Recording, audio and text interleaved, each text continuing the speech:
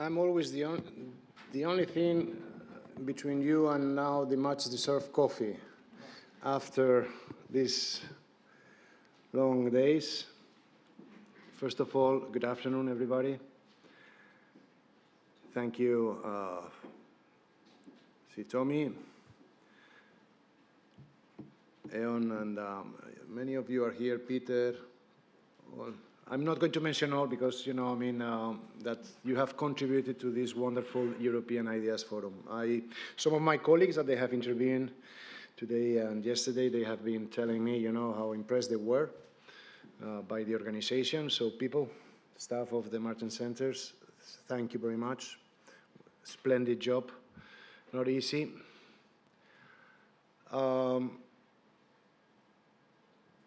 From Roberta Metsola to MEPs from the PP, from also people from the Commission, the institutions, every intervention in every different panel has been equal part interesting and impactful.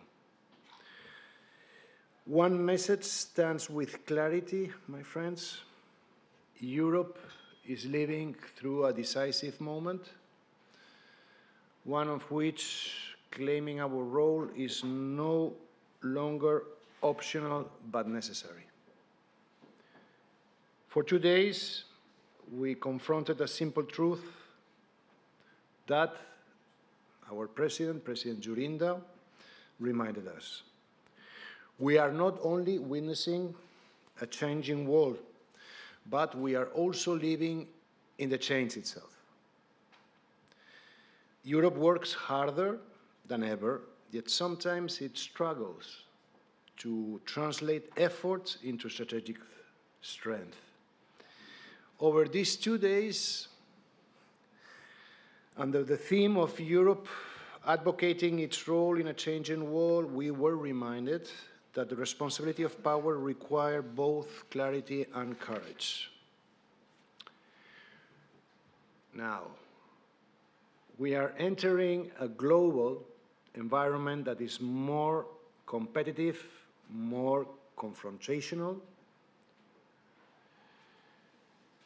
and far less forgiving to hesitation. And Europe, us, must learn to respond with unity, realism, and capability. As several of the speakers also mentioned, throughout this forum, we have tried through them to answer questions that can no longer be postponed. Why does populism seem to drive more political momentum than values? That's a question that affects all of us. What should be Europe's long-term strategy towards Russia? How do we respond to an American strategic doctrine that increasingly expects Europe to take the lead in its own security? That is something that's fascinating me, among others. And above all, in a world moving faster than us, how does Europe reclaim the initiative? Much of our discussion on democracy and extremism underscored that Europe's internal resilience is inseparable from its external credibility. Politics has become increasingly symbolic. Algorithms reward anger over substance. Fringe voices are amplified until they appear mainstream. As our good friend and teacher in many things, Klaus Welle, reminded us, not every populist is the same, but every democracy must know how to defend itself. That defense begins by addressing the real drivers of discontent: insecurity, stagnation, and the erosion of social mobility. But the message that emerged from the panel was deeper. Europe cannot afford to let extremists set the terms of the debate. Defending borders, safeguarding communities, and ensuring economic competitiveness are not concessions to populism. They are the pillars of the democratic legitimacy. And here, another point emerged, strongly also in the debates. Europe cannot indefinitely rely on assumptions that once felt secure. Our defense architecture, our economic model, and the technological foundations of our prosperity all require renewal. NATO remains indispensable. Let's not forget that, especially the government in my country. But only if we Europeans take on a greater share of the responsibility. Solidarity, this is very important, is not free. And failing to invest, Prime Minister of Spain, in our protection would leave us exposed to choices we would rather avoid. This is the strategic realism of our time. This reality frames our debates on transatlantic affairs. Speakers warned us of a growing strategic gap between Europe and the United States. For any American administration, Ukraine is a problem to be stabilized quickly so that Washington can refocus on global competition. Okay? For Europe, however, Ukraine is existential. And so, as was said, on this stage, we must look into the mirror. Our American allies expect us not simply to spend more, but to be capable of acting more. And this is something that we should take seriously. And that is why Europe must remain present in the world. I would go a little bit further, leading also in the world. That's what we miss, what we lack. A continent like Europe cannot afford to watch from the margins when decisions are taken that shape our prosperity and our security. Leadership abroad requires coherence at home. And coherence begins with recognizing that Europe faces a variety of risks, different risks. The vulnerabilities in cloud, in critical minerals, in supply chains, in connectivity. I see some friends, they're much in this world. These are not identical. Treating them as a single challenge leads to broad ambitions with limited results. Europe must act precisely where risks are real, while enabling innovation where freedom is essential. Our reflections on the Mediterranean reminded us of another basic fact. Europe is strongest when it's seen as a reliable partner. Global gateway, in this sense, is not simply a development tool. It is Europe's way of projecting influence through high standards, transparency, and genuine partnership. But we also acknowledged that managing risks does not mean closing Europe. Sovereignty, like some preach, is not autarky. It is the ability to choose to cooperate from a position of strength rather than vulnerability. If we isolate ourselves in the name of resilience, we will weaken the very foundations of Europe's competitiveness. True strength lies in reducing high-risk dependence while deepening ties with partners who share our values. And there are many out there. This approach also shapes our debates on defense capabilities. Europe is set to invest unprecedented amounts in the coming decades, figures that would have been unimaginable only years ago. But money alone will not guarantee security.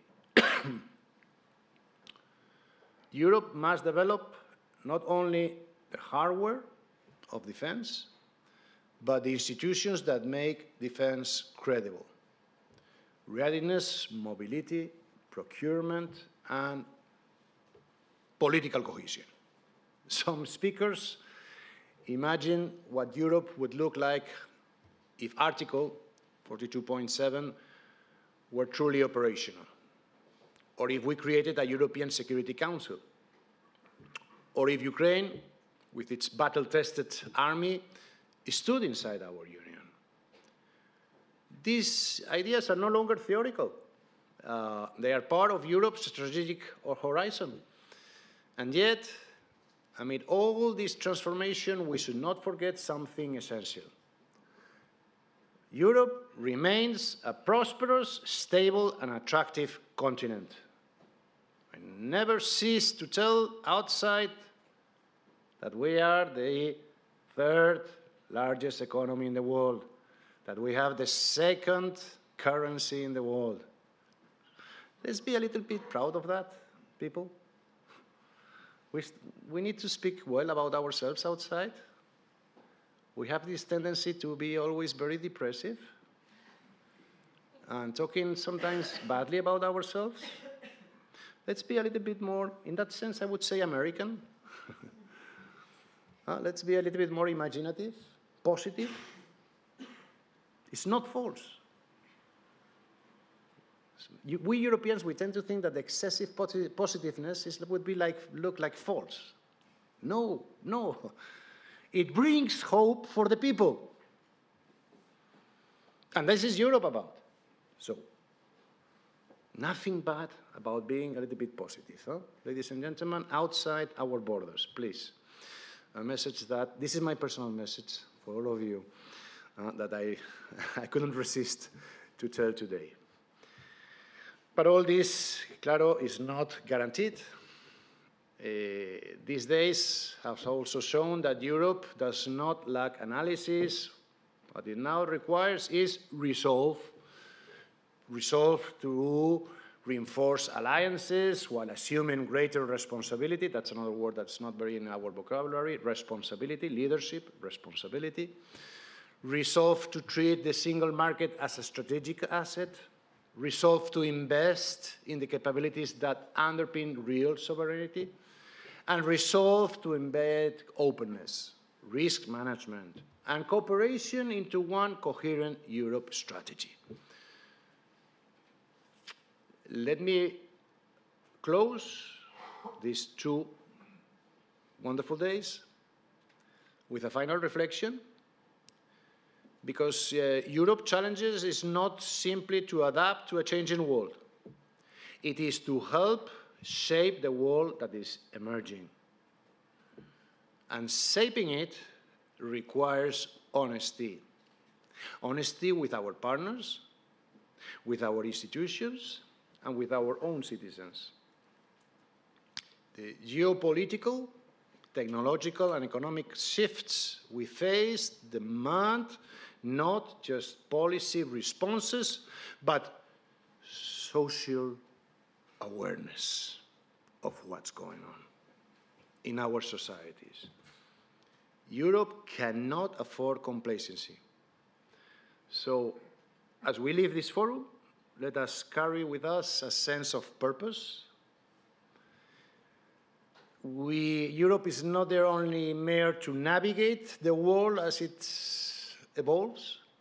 Europe must assert its roles within it, with responsibility, with confidentiality, and in partnership with those who share our values, that there are. The question would be now no longer whether Europe can lead, but whether it chooses to. And also the speed as how it has to do it, because we have some maybe unwanted criticism outside that we are very slow. That's because we are very good Democrats. and we accept everybody's opinion before doing something. That's slow, but I prefer that system, where everybody is represented, not by a single person, by 27, but whatever. I prefer this system. Sorry, it could be slow, but I feel much more represented. I do not agree, by the way, that European societies are in decay, but I agree that we must be more assertive in projecting our leadership. This is not the first time I have said this in this forum, if I recall. The world is not going to wait for Europe. We have to find a way to be part of this new, ever-evolving world. We are not a sidekick. Let us not put ourselves in a secondary position. Many want that, not us, not the people sitting here today. Let us work to keep shaping the world as we have done for the last centuries, with proudness, and defending the values that make us unique and a force for good. Thank you very much.